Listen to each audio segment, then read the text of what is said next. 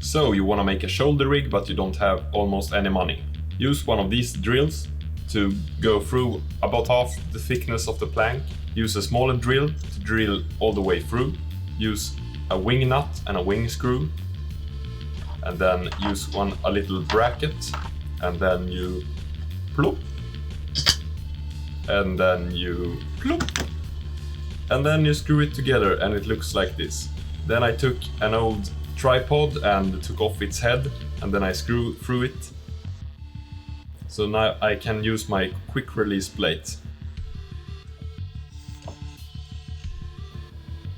But then I talked to Canon and they said my camera is too old to fix the autofocus, so I didn't spend any more time on this rig. But if you want to, you can sand it down and polish the wood, paint it if you want it.